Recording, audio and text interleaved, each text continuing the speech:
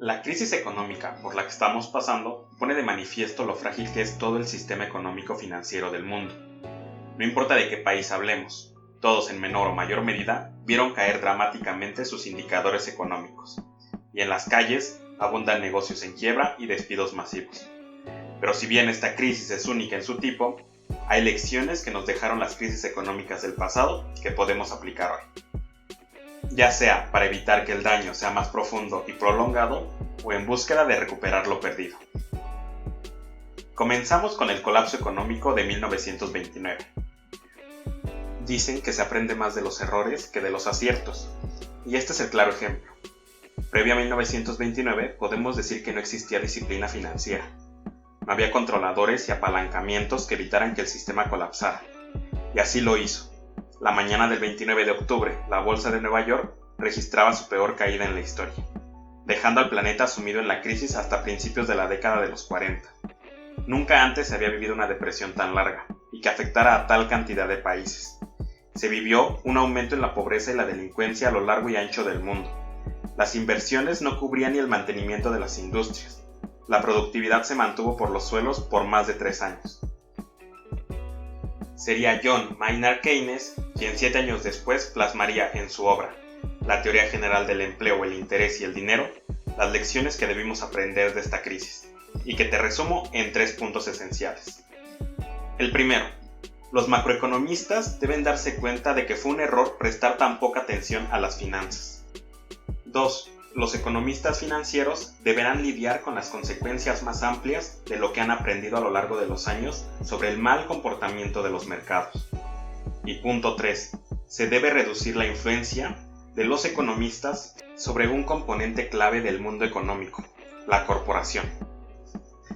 El economista estadounidense Irving Fisher argumentó que la inestabilidad de los precios, la inflación y deflación, era la causa de la mayor parte de las turbulencias económicas, y podría ser evitada por banqueros centrales astutos.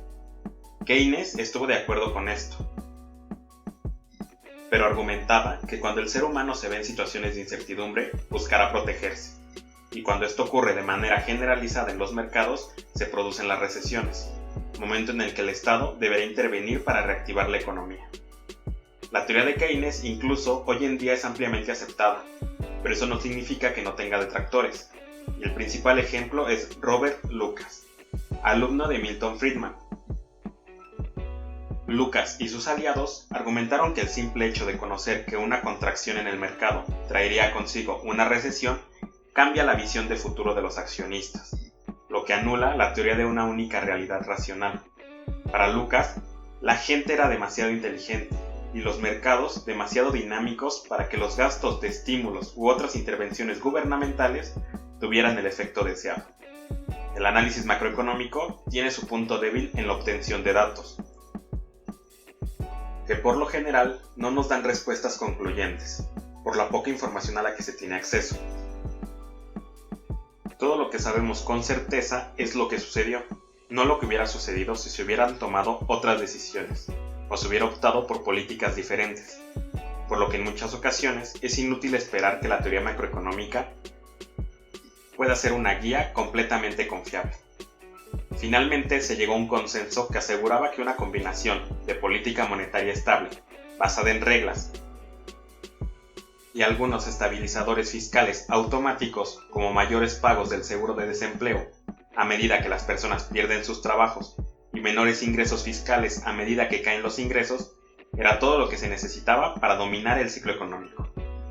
En los años subsecuentes, el debate se dividió en 2.